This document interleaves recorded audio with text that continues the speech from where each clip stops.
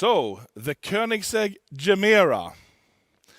GEMERA is actually a name my mother came up with for this car.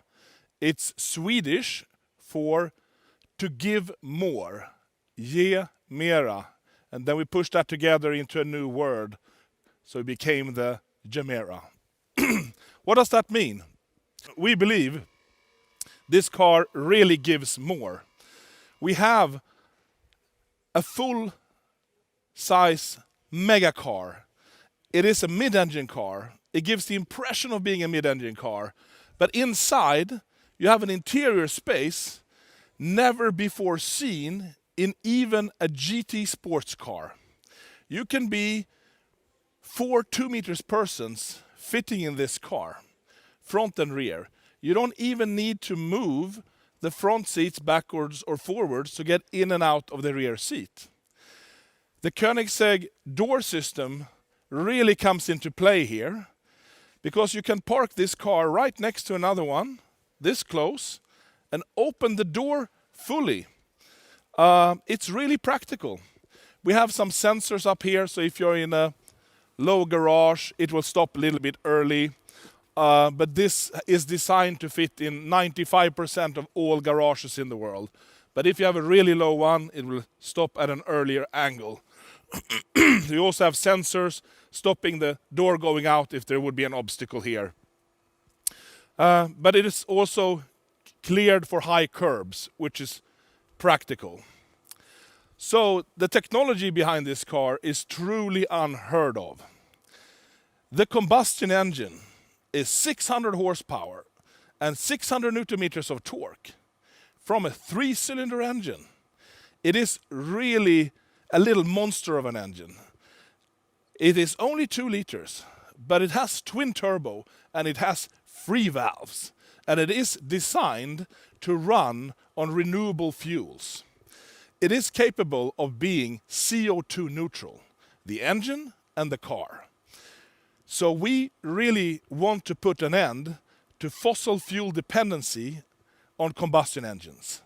And the advantage of doing that is that compared to a pure electric car, this one is at least 30% lighter than it would otherwise be with that range and power if it was pure electric. So you get a more agile, roomier car with better acceleration, better cornering, better braking, still CO2 neutral capable if you find the right fuel. It is flex fuel, so you can run on whatever you can find basically, but it is optimized and envisioned to run on renewable biofuels. And we really want to push that side of the automotive industry. Electric cars are great, but there are not enough charging stations around, and it's difficult to produce cells quickly enough for worldwide implementation. So this is a parallel track where you get a lighter car, more performance, CO2 neutral, basically emission-free with all the particle filters and everything, and especially if you run on alcohols, it's extremely clean. And if you fill it up on renewable alcohol, and you can also plug it in and fill up electricity, you can be as CO2 neutral and as environmentally friendly as a pure electric car. It is also a sports car, of course, so you do get the sound from the combustion engine. And when I say 3-cylinder, of course, it sounds like a tiny little engine that won't sound so exciting. But if we open up the rear here, you will see that we have a titanium Akrapovic exhaust system that is tuned to make this engine sound amazing. And as it is a 2-liter engine, you have very big cylinders, even though they're only 3.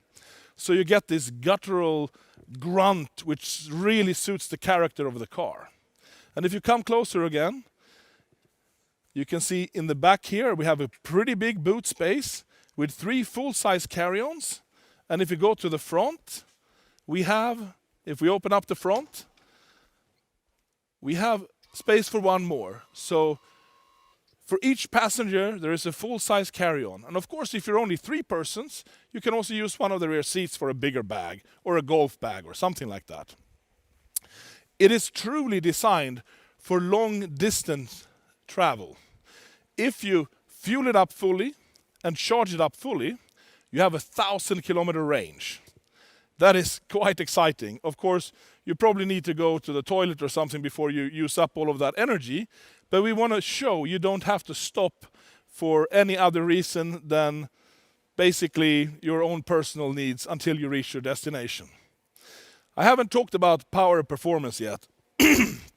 How about 3,500 Newton meters of torque? How about 1,700 horsepower? It is truly unheard of, the power level for a four-seater. Not only is it powerful four-seater, it is four-wheel drive. So the combustion engine, together with an electrical motor, drives the front axle. And the front axle has an hydraulic clutch for each output shaft. So you get torque vectoring on the front axle.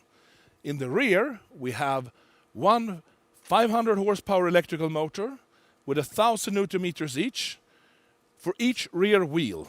So again, you get torque vectoring. So four-wheel drive, four-wheel torque vectoring, and four-wheel steering.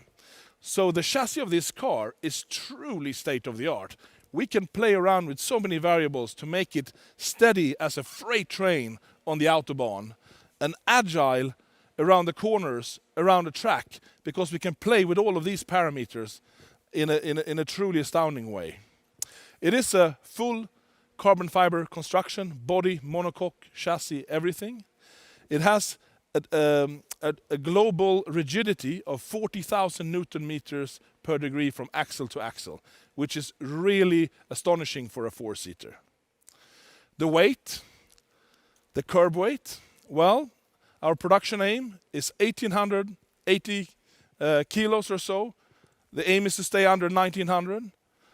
With this kind of fuel size, battery size, four-seater, full-size car, it is a really competitive weight. So please enjoy. Thank you so much.